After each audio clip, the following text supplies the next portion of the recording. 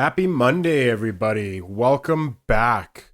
So this is Steve coming at you from the future. It's currently January 11th, 2021. Just want to do a quick insert to the start of the podcast and say thanks, everybody. January's actually been already a banger of a month for us. We're seeing tons of growth just all over the globe. Singapore, Guatemala, South Africa. Florida's been killing it for some reason. I just want to thank all of you guys. Every little thing you do, if it's the podcast, the videos on YouTube, it all helps out tremendously. Your time is your most precious currency, and I just want to let you know it means so much every time that you choose to spend that currency on us. And just thanks everyone so much. I had to put this in here because we're just seeing crazy stuff going on right now, and it means a lot to all the guys. Thank you so much, and I'll let you get back to the normal show. Today on episode 44 of the Home of Play podcast, Sony discontinuing most PS4 models in Japan, Microsoft asking consumers if they are interested in DualSense, and Metacritic picks their game of the year. All that and more. Let's get some intro.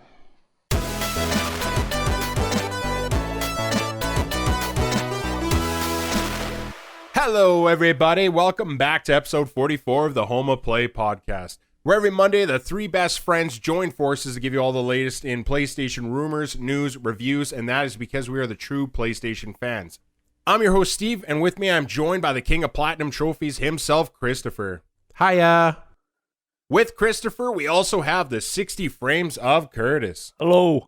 The Home of Play podcast is a self-supported podcast, so we don't include any of that bias or paid for opinion stuff you don't need here. Because of this, that allows us to bring you the PlayStation news you need or want to know. All of our content is free for you to enjoy at your leisure. We only ask that you help support the show by visiting our YouTube channel, which can be found by searching The Home of Play podcast. Once there, please feel free to hit that subscribe button, maybe even give us a like on the video if the spirit moves you, winky wink face. If you're already hearing our beautiful voices by the magic of our YouTube channel, then guess what? We are a podcast, and that means you can find us on any of your favorite podcast services of choice, such as Spotify, Apple, or Amazon. Every month we are growing, and it's all because you lovely gaming homies helping to spread the cause through the power of word of mouth. If you have any comments, questions, or complaints, we want to hear from you. Please leave any of those on our YouTube videos, and then we can read your questions on the show or alone in private while we discuss the dying PS4 consoles. On today's episode, we have 6 news articles to discuss, but first, as always, let's begin with what we've been up to this last week. Chris, what have you been up to all week? Not too much. It's been a pretty busy week. I've done a little bit of PC gaming. I did some Among Us. I did a little bit more Raft with a couple people, which is always fun. Last night, I was bored and didn't feel like getting into anything serious, and I played Frostpunk. It's kind of like a city development type game where you're constantly fighting against the cold of Mother Nature. It's pretty good. Other than that, most of my week has been dedicated to finally getting more into Assassin's Creed Valhalla. Starting to actually really enjoy it. Enjoying a lot of the side quests. They're quite fun. As I mentioned in the previous podcast, I got through the prologue already, so I've got the settlement. Now I did the next 2 story missions where you clear one of the countries that's to the south, and now I'm doing one of the sections to the north, kind of halfway through the north section now, I think. I'm really enjoying it. My question to you guys, what do you guys think of the leveling system? Like, it's kind of like a sphere grid, like Final Fantasy X, kind of? I don't know. I'm not a huge fan of it, but then it sounds like it's been updated and fixed from when I first played it. When I was playing it, they hit all the skills or traits or whatever you want to call them, abilities, and that bothered me because it just seemed like a waste because you could respec at any time. Therefore, you could clear the board, respec, have all your points back, but then be able to see what you're doing. So I never understood the initial, how that even passed, the boardroom there. I'm like, How did no one see this? But whatever. It must have got through, as an accident, because they quickly patched that where you can now see the abilities. And, I like it, because, maybe, I don't know, I liked Final Fantasy X, I like the sphere grid stuff. So, Yeah, it's what it is, but it's definitely different than the last two Origins and for Odyssey. sure. I kind of essentially what I've been doing was I went through the whole grid. I found the abilities that I really wanted, and I got them right away. And now I'm kind of just trying to play the game balanced, where there's if you hold, I think, X or whatever at the circle center area, it kind of just auto uses your skill points to what the system thinks it should do. So I've been kind of just doing that, and it seems to be pretty balanced. It seems to be working well for me. How about you, Curtis? I would prefer it more if you actually got all your abilities from that rather than trying to find a lot of them through the books. Oh, right, yeah, like your actual attack combat abilities. Yeah, but just the grid itself, I'm not a big fan of it. Like, I understand it's the way to bump up your power level because I guess you couldn't really, it's easier to do that than to just use a straight leveling system. Yeah.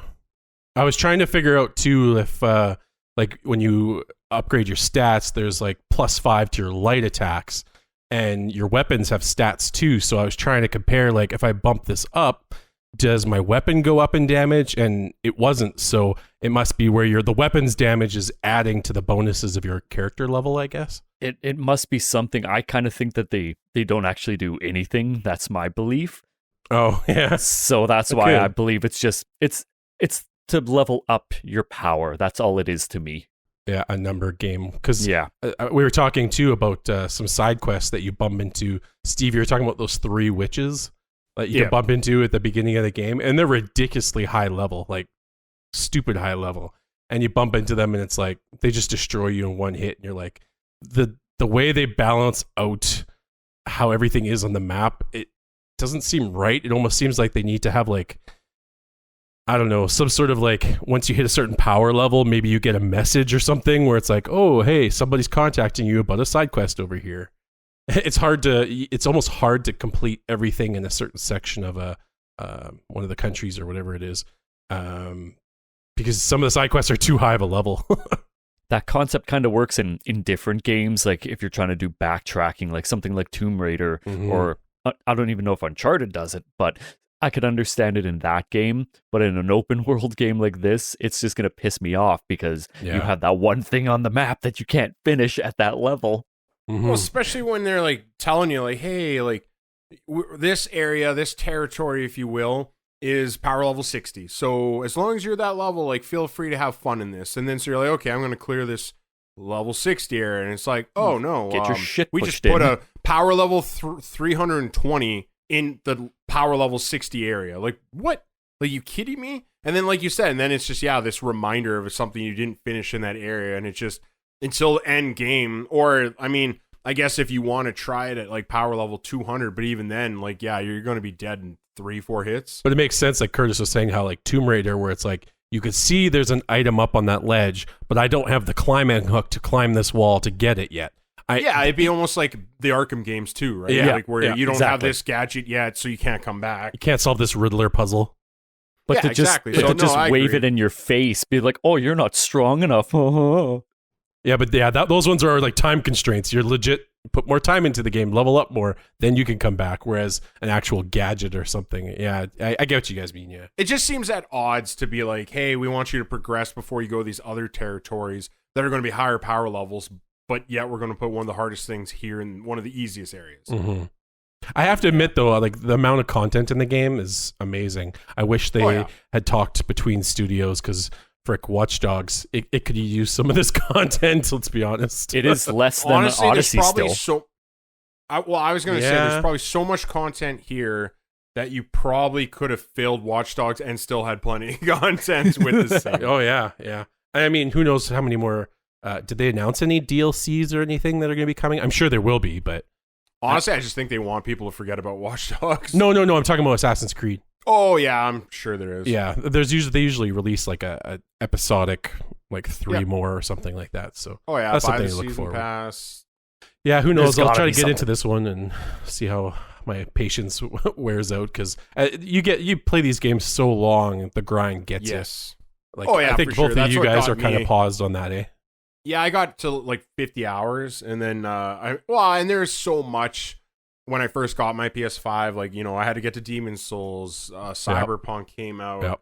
I want to get back to Persona 5 Royal. Yes. I have so much stuff that, after 50 hours of, and like you said, feeling that grind is probably the best way I can phrase it. Mm-hmm. You just go to the next thing. And even me, like, I still want to get back to Demon's Souls because then Cyberpunk took me away from that. And there's a lot to do. Yeah, I'm loving the lore too. I haven't been like that. Like you were always into the Vikings. I haven't watched like any of the Viking shows or anything, but I'm really enjoying it. Like the banter between the characters and all that kind of stuff. I like it a lot. I'm biased, obviously, because that is my ancestry. Like, we can actually track that I came from a Viking tribe, ended in Ireland, all that fun stuff. So to me, it's always been neat to know that. I mean, it kind of makes sense. It's why I have 19 different beard colors and I'm 6'5". But beyond all that fun stuff, I like it a lot more than Odyssey. I like Greek stuff, don't get me wrong. And that's the thing. I liked Odyssey so much more than Origins because I'm not really big on Egypt. So like it's always been getting a little bit better lore wise. Yeah. That's pretty now much we just it. want to go to Japan because yes. That would for be nice. 15 years. Yes. Well, I think that's what Ghost of Tsushima was, right? Like it filled that hole, yeah. No, for Yeah. sure. Yeah. That's pretty much it for me this week. Curtis, what have you been up to, Curtis? So I made the decision to get myself another dog, so I really haven't had that much time to play games. I still played some, but my time is a little bit held up with other things right now. What kind of dog did you get? I got myself another Pembroke Welsh Corgi. Very nice. This one is 4 months old compared to my other one I think he's almost 2 years old at this point. Oh. Wow. So, I've been busy trying to deal with him. It's been a lot easier than the first one, but again, time. Second one always is. Second one always is, but time not quite as much. So I got a few hours of Cyberpunk in this morning, actually. Also because I'm taking holidays from work right now, so I have a little bit of time. So I'm hoping to get a lot more game time in the next week or two. What patch version are they on the PC? Is it the same as console? 1.06, yeah. I think console's on 107. Isn't it? I think it is. I thought it was 106 as oh, well. yeah, you might be right. Maybe I was just the patch to fix the save files. I think you're right. Yeah, maybe I'm thinking I was reading articles talking about what was coming. 7 I'm pretty sure will be January, if Okay. I'm not mistaken. It should I'm waiting be. for that one. But I finally got the quest line to trigger to start Judy's side quests. So I'm just 2 quests closer now to hopefully banging her. We'll see what happens. I might piss her off. Maybe I won't. We'll see what happens. But other than that, because I got bored, I started dabbling in a little bit of a PC building simulator. Don't hate me. Oh my god. Oh, I've seen that game on Steam. Oh my god. Was it on sale and bundled with watching paint dry? It was actually full price, and I paid full price. Oh my god. No. Oh my god. You don't why you just built a PC like you didn't need to buy the game. I need my fix. I need my fix. Oh my god. So I had to buy the game. It's like that South Park episode where you like chase the dragon and it's supposed to be a meth reference. Yeah. Come on, catch me. Almost you there. almost had me. You're almost there. You're almost there. Come get me. Oh, Oh, so close. Yeah. So needless to say, it's been bad week. Is it like surgeon simulator kind of where you got computer parts and you're just sticking it into the computer, or does it actually go into any depth? I don't really want to call it a story, but you do have a career. You do level up from doing the jobs, but you'll get an email from someone, they'll drop off their case. And it's like, how many hours in the storyline till you can move out of your mom's basement? Honestly, I don't know. Burn. Can you then start like a YouTube career like that one guy who cleans people's dirty PCs and blows them out? Yeah. People love like weird shit, right? It's like that pimple popping girl. Yeah. I'm just like, how do people get these careers off of like things that normally people would tell you I would never watch that, and then they go home and that's all they're watching. Well, they were intrigued at that point, so it's like, well, Yeah. I gotta see what that is. There's a certain point where you hit 1 million views that they're more than intrigued. It's like, how many subscribers, right? Like, you're not coming only once. Yeah, so I'm just gonna stop it there, and I'm gonna pass it on to you, Steve. What have you been playing? A whole lot of nothing. This week was podcast work week, so we're working together a little bit. I mean, I'm primarily dabbling, but I'm talking to you guys, and we're working on different ideas for videos and what to do on the YouTube channel. So that's primarily where a lot of my time this week went. Trying to refresh the old video editing skills and stuff like that. So yeah, I did that for most of the week. Other than that, I did a lot of staring at things. I did download Shadow of the Tomb Raider because that came up on PlayStation Plus this week. I did look at it, and I was pretty sure I might hit play, but I just didn't.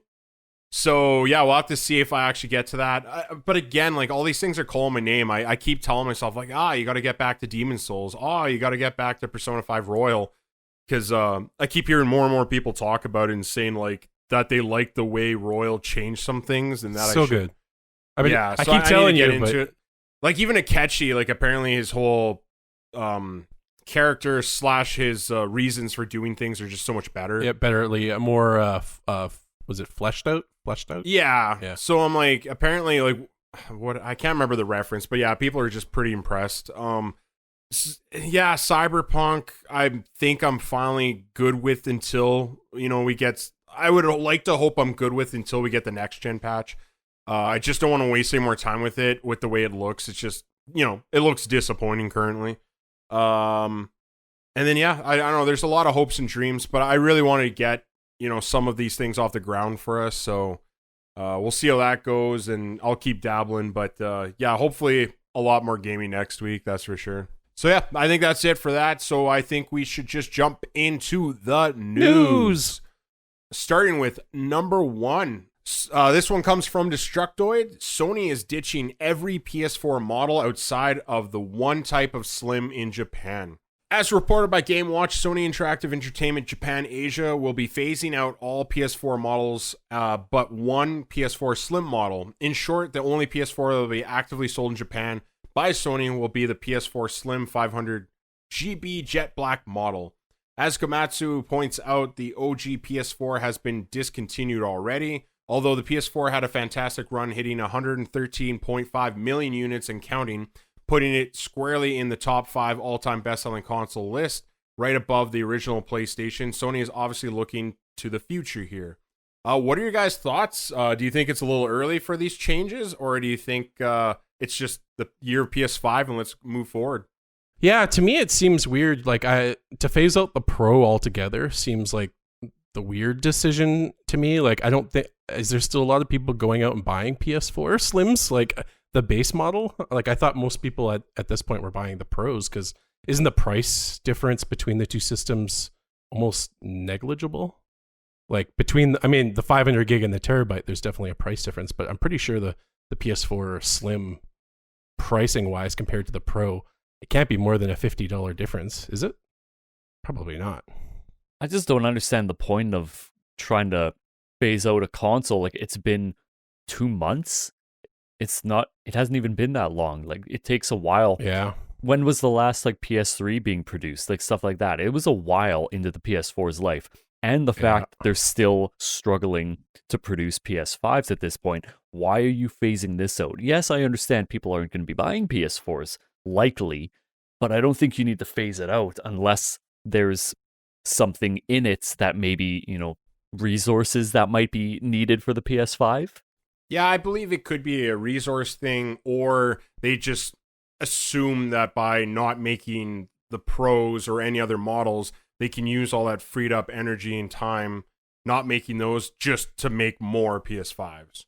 Which makes more sense to me, the labor aspect. Yes. It sounds like, too, there's a brief comment in the article, too, where it kind of mentions how the manufacturers are needing to focus more on the PS5 demand.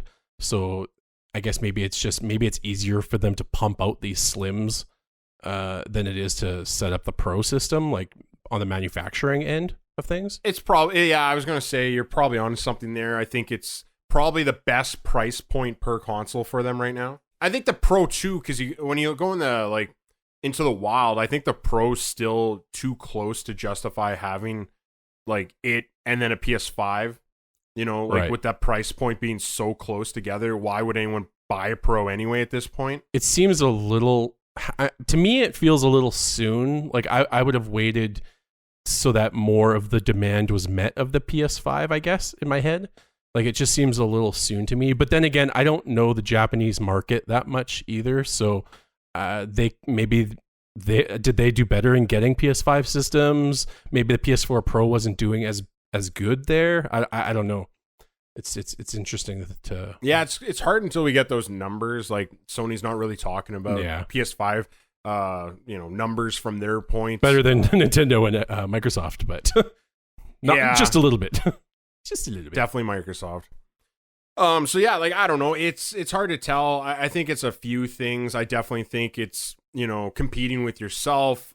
Maybe they think if by moving so fast that they can maybe really ride the rocket that is this new console launch right now. Like, a lot of people are forced at home. They're willing to spend money to entertain themselves at home. So if they can up production faster, they can sell more consoles before, ride the high as long as it goes, right? I feel that especially because you guys already touched on it, because the price points between like a Pro and a 5, they're not super far apart. I think that might kind of be the reason, because if you're going to get a PS4, I don't know if there's anything that is still technically exclusive that can't be played in backwards compatibility. But looking at it that way, if you want a PS4, here, just get the Slim. Otherwise, they're more than likely just going to get a 5, unless they don't want to spend the money on it. Whereas, like, fine, I'll just get a PS4. Otherwise, that price point's there for the reason. And I can't speak for certain, but at least in my head, it makes sense that, like, if you're going to get a PS4 now, you're probably just going to buy a used one anyway. You know, when I used to work at a video game store, we always sold the most when the next gen came out, like used previous gen. So like I'm wondering that they're probably kind of expecting the same for this. They're going to be like, oh, well, everyone who bought a new one might be selling their old one, so then people are just going online trying to grab the old one. Especially if they're having an issue with their original model or something and they don't want to get a Pro. Who knows? Yeah. I just looked at the price too. It still looks like it's a $100 difference from the Pro system to the Slim system. The Slim's the $299 and the Pro is $399, which seems kind of high still compared to the PS5. Yeah, well, like I said, it could have components in there that force its Yeah. price point, and maybe again that might be another factor why they're rushing so much to just stop it altogether. You honestly don't know. They might have so much stock of the old stuff just sitting in the background that they just need to get rid of it. Yeah, it could be a lot of things. I think it's honestly a combination of everything we've been kind of saying. Yeah. Anyway, let's move on to number 2. This one's also from Destructoid. Microsoft is asking people if they want to see PS5 DualSense features in their Xbox controllers. According to Tech Radar, the publisher sent out a fan survey asking if they wanted to see features for future Xbox controllers. Specifically, the survey seems to inquire about PlayStation controller features that users would like to see in future iterations, on whether or not the Xbox Series X controller is next-gen enough. What are your guys' thoughts? This does not surprise me personally. I kind of called this. I feel like Microsoft lately has kind of been turning into the Apple of the phone game, where they just sit back, let everyone invent stuff, and then just copy it later. I have no input because I do not have a PS5 to tell you how I feel about these. Well, yeah, I mean, okay, on the PS5, I'm really enjoying the DualSense. I love the haptic feedback. The controller just, I really enjoy it, but it feels like it's such a debate between the two systems. Like, I guess like the Xbox controller, the D-pad, that was kind of a big change, but I mean, I haven't tried it, but it seems like people really enjoy how the D-pad is now. I don't know. It seems like all these companies just keep taking ideas from each other, so if I don't see any reason not to have it. Yeah, I kind of always expected that eventually, if it did well, that Xbox would want to acquire that technology, or at least make a version of their own. We'll see what the patents say. But Did they file a patent on this? I can't remember. I don't think it was one of the ones that we discussed in the past. So I can't remember if we discussed it, but I have to imagine, like, with all the patents we do see, like how you can't even make a faceplate cover for the PS5 without potentially getting sued. I just have to imagine, you know. Have you seen some of the articles recently about the Sony's looking at the black system now and the black controller? I'm like, we knew it was coming. Like, for sure. But it was like so soon. It's like, come on, couldn't have even given us a couple months before they start shoving that in our face. There was a patent, by the way. There was a patent? Thank you. Okay, so then does that mean if Xbox wants to use it, they have to license it from Sony? Potentially, or they could try making some other version of it that wouldn't infringe on those patents. Right. You know, we've seen stuff like that before.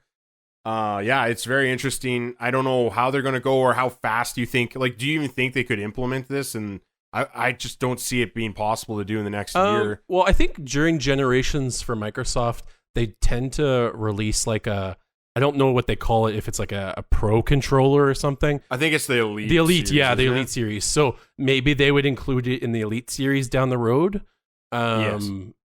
I don't see any reason not to having it. Like, to be honest, the battery on this controller seems to last a long time. And I have bought a recent PS4 controller, a brand new one, and the PS5 one seems to last almost maybe a third times longer. So I was gonna say it's literally double. Yeah, in my opinion. Yeah, it could be double. It seems to last a lot longer than on the PS4. So because I went from like a game session would kill one of my controllers, where now I would say I go 2 days without charging it. Yeah. I mean, I obviously haven't played as much recently, but yeah, it seems to, and it doesn't seem to die as much even when it's just sitting there, which is nice. Mm-hmm. Whereas the PS4 controllers were just, they died, like you breathe on it and it dies. So yeah, I don't know. It seems like this would be a good thing to do. I mean, it's more immersive in the games. It helps you feel like you're more in it.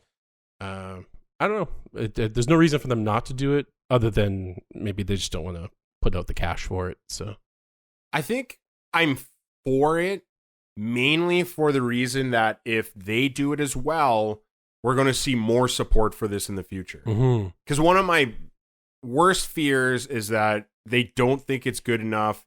They're not hearing enough for whatever reason, so third parties just stop supporting. Kind of like the trackpad in the middle of our controllers currently. Right. The more that they use it, the like competition wise, they're going to keep trying to one up themselves, and we end up hopefully getting better content. Yeah, better and I just feel like if both main consoles use it, then it almost forces everyone to have to play along. Yeah. So I except for the Switch. Personally, except for the Switch.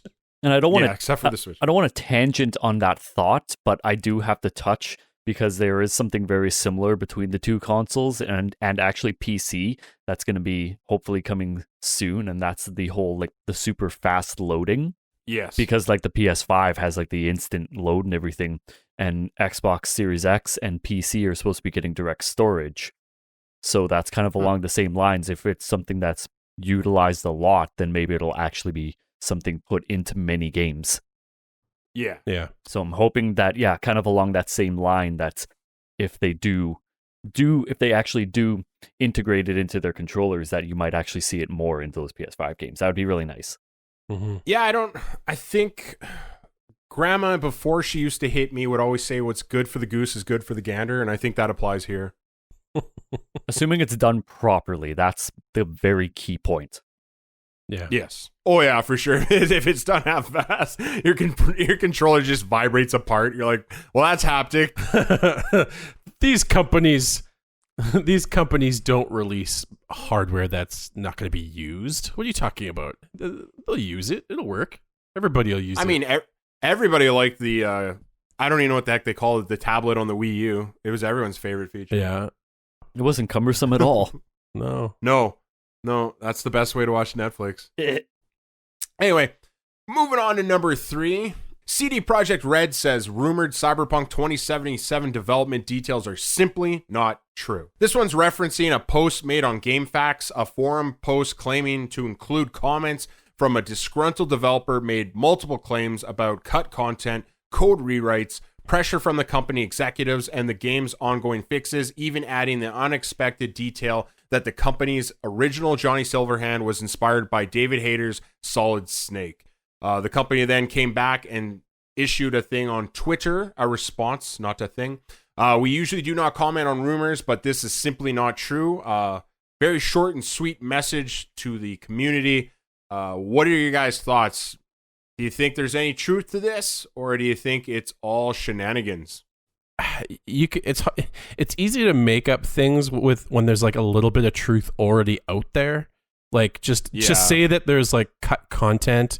Well, the community, we all know there's definitely we've already seen videos of things cut. So and the code rewrites. Well, obviously they're always rewriting code. So there's probably a little bit of truth to it, but it seems a little overblown. And I mean, what's the big thing to get upset about here? Like, we already know there was cut content clearly. So I don't know what they're trying to stir up, to be honest.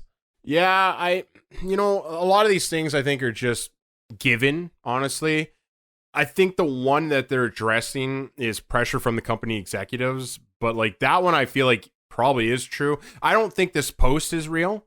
But I do think that was something that happened. And it's clear, when we talked about developers getting upset and talking to the board and saying, why did you say this was ready? It's not. Why did you make these ridiculous release dates that we could never possibly meet? So then I feel like, pressure from executives is definitely going, ongoing fixes. While obviously, it needs patches like, like nothing else. So I feel like this one, although I think the post is fake, I do think it brings some things to light again. And you guys have played the game quite a bit now, more than I have. Anyway, like 50 Does hours. Does it feel like there is gaps in the story, or even like does it feel like there are gaps in content? Like obviously the wall running's gone. That was the big one. But they told us a long time ago that was not going to be in the game. Does it feel like there's like a gap somewhere in the story where it's like, I feel like I'm missing something? Like in Anthem, there was parts where it's like, there's something missing here. And when they found out afterwards that the story was like re-put in the wrong order. And there was like a mission where they're talking about a meeting with someone that hadn't even happened yet. So like, are you guys seeing that where it feels like there's like, I'm missing something here? There's something cut. I'm not seeing anything personally, but I'm not really far in story at all. I've wasted primarily all my time in side quests. Okay. The only way that I think you'd miss anything is if you don't follow Steve and not do side quests, because a lot of those things get kind of tied up in your side quests. Mm-hmm. So that might be the only thing that I would think. I've heard a lot of people say, the one thing I heard that them say was the cut content, and they always refer to one particular thing. They're like, they told us that the policing system was going to be like its own hierarchy, and that it would be really in depth. And then when you get into the game, the police just you do a crime, they spawn on top of you, they attack you. It's very dumbed down. I don't know if that's cut content or if that was just them doing the Peter Molyneux effect of trying to make something sound way better than it really was. I don't know. Maybe if they delayed it one more time, we would have seen that. I kind of wish they did. I wish they had delayed it to February.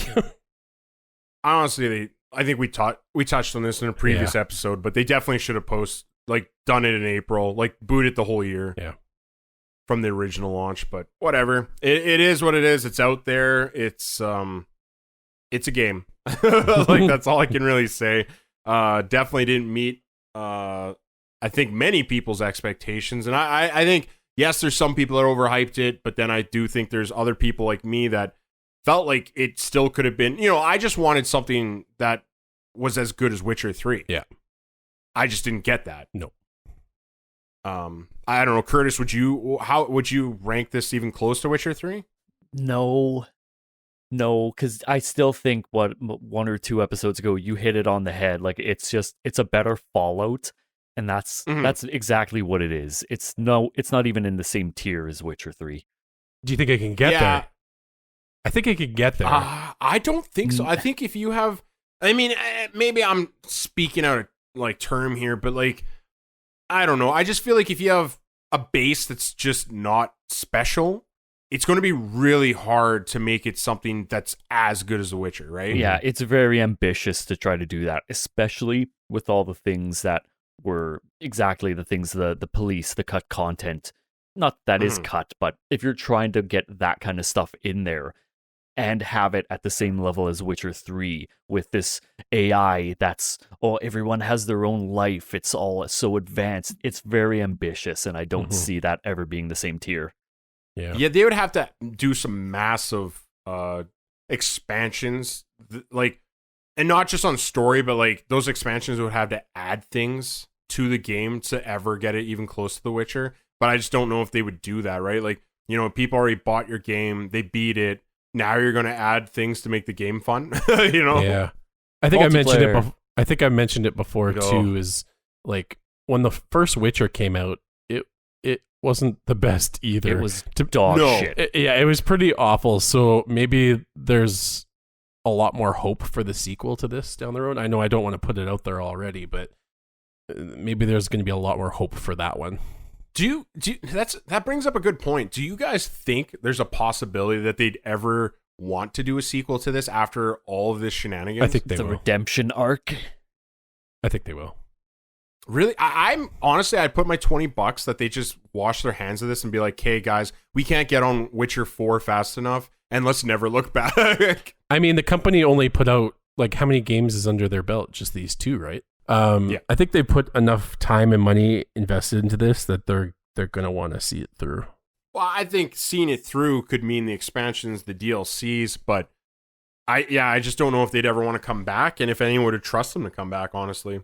Unless this somehow suddenly becomes No Man's Sky redemption story. I just don't see it getting there, though. It also, No Man's Sky didn't have that many people to redeem itself to either. You know, sales are a little different between the two, right? Definitely. So we're moving on to number 4, but still touching with Cyberpunk. This one comes from Destructoid again. New Steam data suggests folks drop Cyberpunk 2077 faster than The Witcher 3. So kind of like what we were talking about, like it doesn't compare with Witcher 3. So we'll just dip into this article a little bit. So the article goes on to say, based on new data scraped from Steam, Get Hype suggests that 1 million concurrent Steam player number has dropped significantly.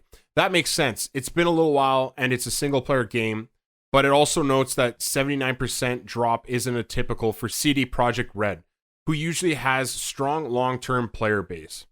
According to the data, The Witcher 3 retained over 50% of its player base within the same time period, and it took 3 full months to get the numbers that Cyberpunk 2077 is at currently. What are your guys' thoughts here? Do you think it's just normal? Do you think it's because Cyberpunk's a shorter game technically, if you're not getting lost in the side quests? Yeah, I think this is what they maybe went in intending. Like, they already said ahead of time that they wanted the game to be smaller so that people would actually finish the thing. So I think the hardcore people probably flew through the game super quick. How many hours do you guys have, ballpark? Mine's 50. 50? And you've done probably most of the side stuff. As far as I wouldn't say most. Okay. There's so much more still. Okay, so some people, they don't care about the side stuff, so you could probably fly through the story. I think I heard it's not overly long. So I think a lot of people are just finished it. They've gotten through it. They're done. If you beeline it, like, it sounds like it's a short game. Like, I believe 26 to 28 hours. Yeah. I thought. And like I said, I think what they intended was more people to actually finish the game than actually play the game. So, yeah, the number's kind of surprising how high it is, but that might be its purpose. Yeah, I'm going to go in a little column A, a little column B action here, and I do think that you're right. I think a lot of people beat it faster than others. I do think some people don't want to do side quests. You know, like we talked about how we got tired, or I got tired of Valhalla because it's just doing side quest after side quest. You know, it gets old. But then I do think it's a little bit of like, a lot of people are probably tired of the bugs as well, and the crashes and the issues, and maybe they want to wait for a more stable version. I mean, you have to remember this is only on Steam. This isn't consoles. No, I'm referring to that too. But you're You apparently have the golden bung that no one else has, because even in every other conversation I've listened to, most of the people who previewed or demoed this game all had to play it on PC, and they were all still talking about crashes, glitches, this and that. Sounds like you're kind of one of the lucky ones. Yes, you've had issues, but not major crashing or anything, but but you still have to remember, like, that's Steam. Your PC audience is probably still not going to be as high as your console, especially if the game is so demanding.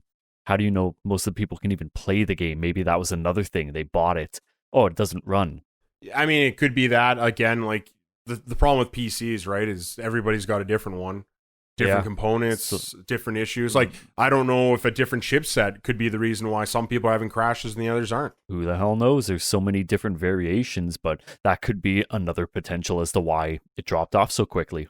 Yeah, it's interesting. Little issue they got there, but it kind of makes sense to me. Like, I just think it's a little bit of both. Yeah. I don't know, Chris, like, do you agree or disagree? I think it's a little bit of both. I think, to be honest, I haven't followed a lot of the issues that people are having on PC. Obviously, it's a pretty demanding game, but I think most people on PC, it is on Steam, I think, right? Or no? Do you have to get it on GOG? So Steam has a really good refund policy where I would think, I don't know, would they count? They probably wouldn't count those people if they refunded it in that 79%, or would they have counted it? They probably would have counted it if they turned the game on and tried it. I think it still shows that they played it, so I think so. Yeah. I think the number's going to spike up. Like, in the way I played Witcher 3, Steve knows, I played the game way later than when it came out. Like, I think all the DLC was out at the time of when I played it, so...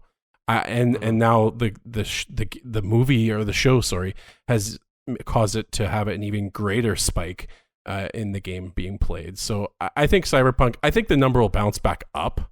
I don't think it's going to get like as low as like Marvel's Avengers or anything. So and then every time they patch it and every time they do a little bit of DLC or something, I think it's going to bring more people back than the average game, I think. That's my I hope. It's interesting because I feel like every time it has a bump, is it also going to have other players that are finally done with it? So then, like, does it actually ever go up, or maybe it just stays the same for a while? Like, yeah, I'll be very interested to see how the numbers fall out in the next while. I mean, I hope it's not true that a lot of people have finished it, because even from what I'm reading from other places, is the replayability is not there. Yeah, the whole starting, like, the 3 intros. I'm not seeing enough substance where I would even want to play it 3 times to like you have different intros from what I understand. There's different dialogue decisions. You have one, I think, like kind of mini side quest for that like type that you choose, that whichever group you choose. And that's pretty much it. Otherwise, everything's kind of pretty much the same. I don't think there's enough division between the 3 different branches you can choose from. I don't think there is. So even if you have people finishing the game, yeah, they can fix it. I highly doubt they're going to come back and replay the exact same thing so soon. Yeah, the hardcores will come back and they'll do it on a harder difficulty. They'll probably choose a different one, but I don't think... I'm not sitting here going, I need to see those different prologues and side quests. No. There's still a bitter first impression regardless. Yeah. Okay, well, that seems like a good enough point to stop. So we're going to go on to number 5. Arkane Studios co-creator is working on a new game. This one comes from Game Informer. Prey and Dishonored are 2 incredible games that offered unique adventures and a narrative players couldn't help but get swept up in. But what's next for Dishonored co-creator Harvey Smith, since he's not attached to Arkane's upcoming Deathloop title? We don't know specifics yet, but we do have confirmation that he's actively working on a new game with the team behind both games.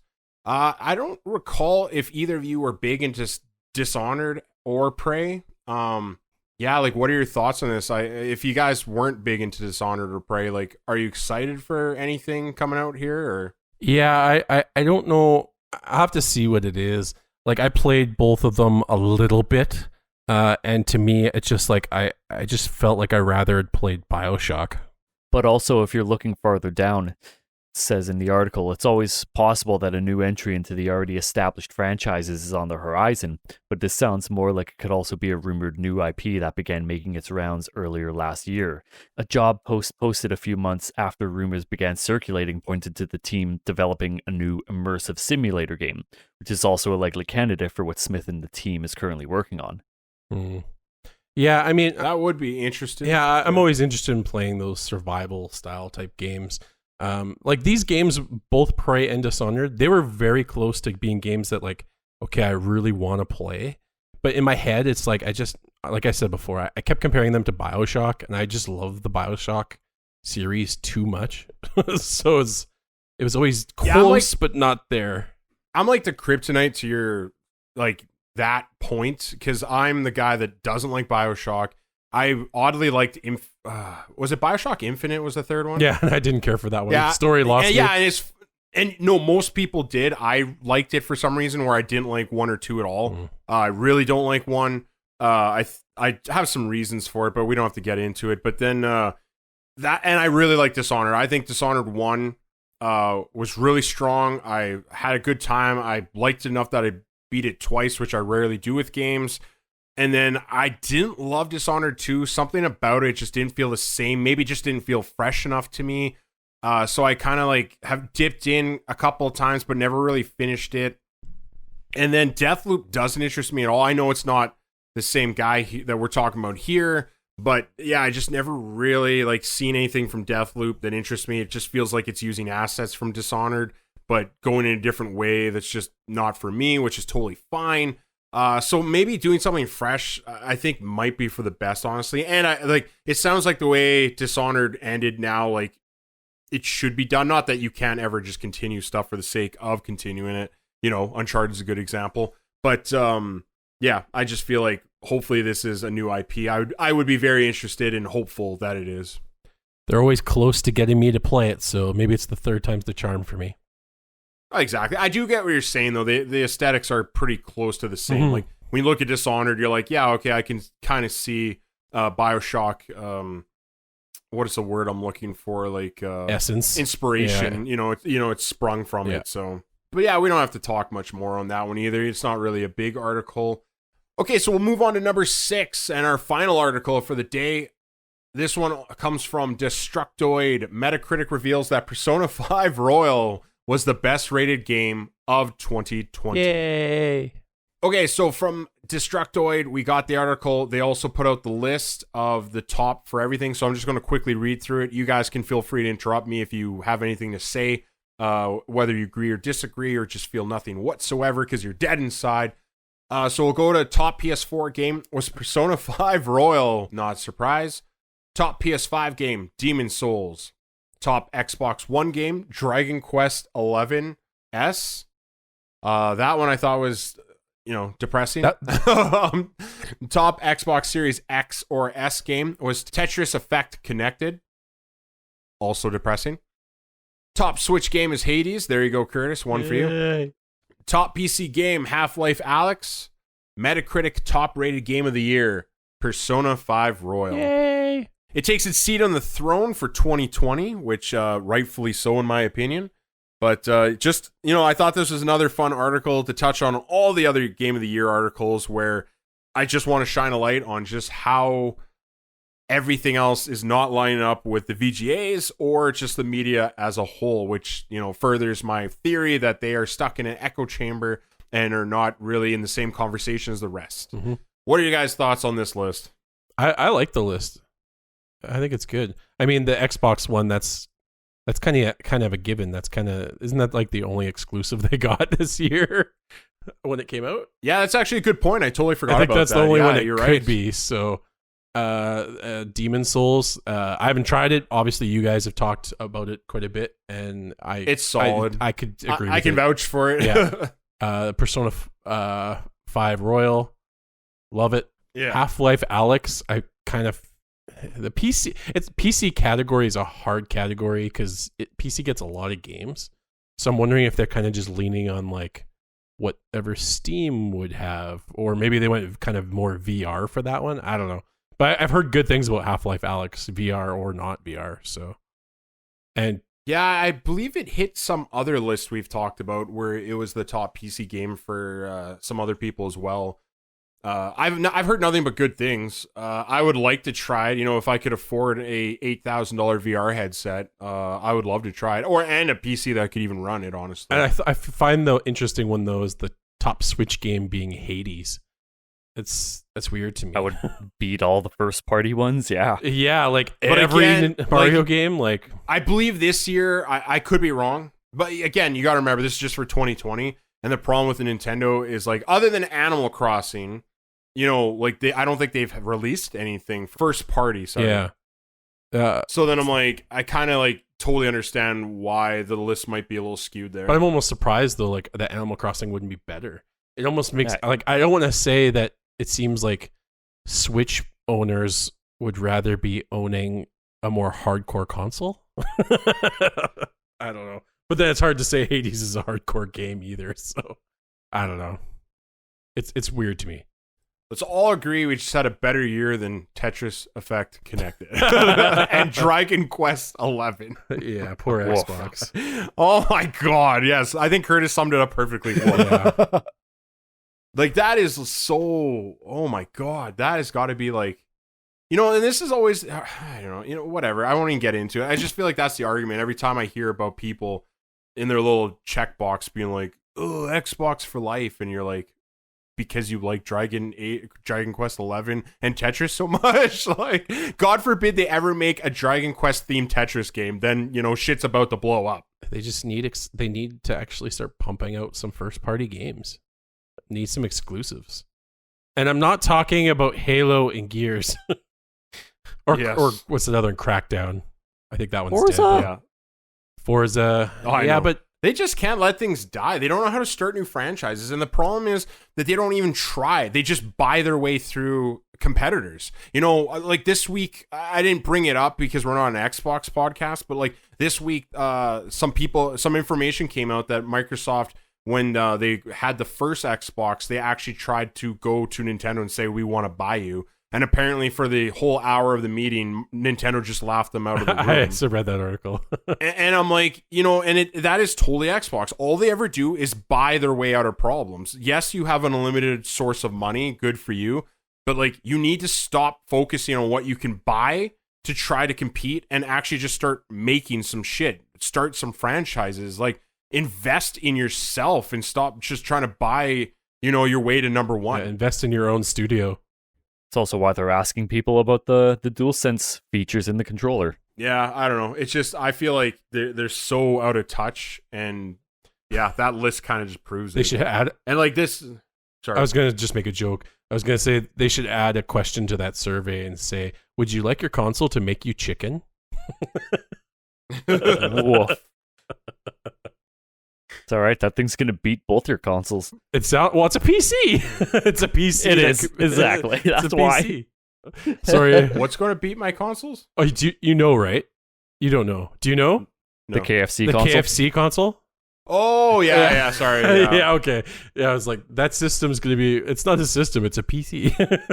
That is Sorry, true. I went off on a But tangent. does it come with fried chicken? No, but I- it'll keep it warm. No. Can it reheat my fries so they're not gross the next day? People are talking like they're hoping that there's going to be a built-in app that will allow, like, so you could submit orders to KFC to ship you chicken. Why wouldn't they, right? Like, if you're going that far anyway, just do it. Like, just commit. Exactly.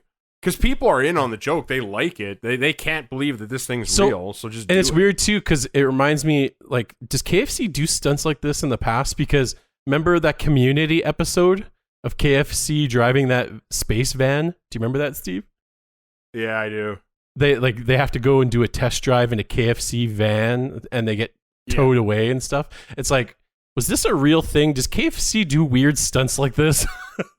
Never like this, so this thing's so odd, but maybe they think gamers like drugs and drugs make you hungry, so then you like KFC. like, and maybe it's just a circle of life from Lion King, but KFC version. Sorry. That's what came to mind for some reason. Okay, so we finished all our news articles in the timely fashion we love so much. So what does that mean? That means we're going to homework. What is homework? Homework is when I point you to the articles we didn't have time for in today's episode. So we just give you the articles and then you go on your own time and find them at the sites that we tell you, and then you educate yourself and we carry on as normal. Okay, we're going to start with homework article number 1. Several Persona soundtracks are coming to Spotify soon. This comes from IGN. I am super excited for this because, I mean, Persona 5, I love the soundtrack. Like, I have it on my playlist already, but it's not like the official versions, I don't think. Steve, I think you do too. No, it's not. I have the official ones, but it was really hard to get. Yeah, so amazing soundtrack. I'm actually curious to listening to Persona 4 soundtrack because I haven't played that game yet.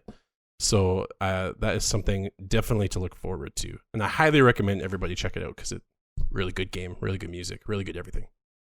And article number 2 comes from Game Informer. You can watch The Medium's spooky 14-minute gameplay demo. It's ahead of its launch. The game's going to come out on January 28th, which I didn't realize it was that soon. I think me and Curtis watched a quick skim of the video. It's a lot more of in-game cinematic. There is some gameplay. There's a creature that's chasing the character known as the Maw. Pretty freaky because, like, in the real world, the monster looks like it's invisible. It kind of looks like the Predator. You can sort of see the shimmer outline of the creature. What did you think of it, Curtis? I just skimmed over it, but it's definitely interesting. Like, it's nice to see that it's trying to keep you on your toes. It's not just a normal mystery. Like, there is a horror element to it, so I'm okay with that. And it just... Did the trailer make you think this is a day one buy for you? I was considering it already on day one, but it all depends on what else I'm playing. It's the same for me, too. I was always, like, for sure interested in it. Watching that trailer, it feels like not quite the old Resident Evils, like a combination of Resident Evil and the Silent Hill. I'm really excited for it, but I'm in the same boat as Curtis. Like, I have such a backlog of games. I don't know, even if I bought it day one, I don't know if I would have the time to play it. So I'll probably buy it just to get the 10% off, but yeah, until I finish, because I'm still sitting on Valhalla, I probably want to finish that first. Yeah, I think I sometimes I feel that. I feel like I need to get better at finishing what I have before moving on, because then you end up in a situation I'm currently in, like I talked about at the start of the show, where I have 6 games I need to finish and I'm just a mess. Oh, yeah. How about you, Steve? I know you're not that big into the overly scary games, but is this one that you would rather one of us get and you watch us play it? I don't, like, I haven't watched this yet. I didn't have the time to watch it, but from what I have seen previously, nothing about it made me feel like it was too scary for me. So I am interested in it, but I do think I'm just going to wait for it to come to PS5. I feel like this game would probably run fine on my PC, but I feel like I can wait. Like, you know, kind of like Curtis was getting to, I have enough for now. I didn't realize it was coming out so soon either. Mm-hmm. So very surprised, but maybe we shouldn't be surprised, because I think Xbox, they need this. They need something. They need something. So that maybe. I mean, come on, guys. They have Tetris. Get out of here. Yeah, never mind. Yeah, you're right. I mean, you can connect the blocks, everything. Oh my God, so much fun. Wait, you can make a line? You can make a line, and it's got multiple colors, and there's songs in the background. Did they boost those soundtracks? Because that's Tetris, man. It's the music. It's always when you been hear music. Tetris, it's the music, not the gameplay. Nice. I just want Dr. Mario to come in with a machine gun and be like, "Die, Tetris! I beat you." Yeah, it's all about the pills now. Get the hell out of here. And that's pretty much it for our homework for today. Okay, so if that's it for homework, then that means it's it for the show. So once again, we are saying goodbye till next Monday, and then we will talk to you yet again. So until then, bye-bye. Bye, guys. Bye. Bye. Bye. Auf Wiedersehen.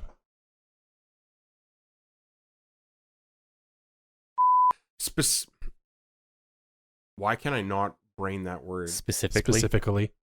My brain just looked at that and it's like, that ain't English.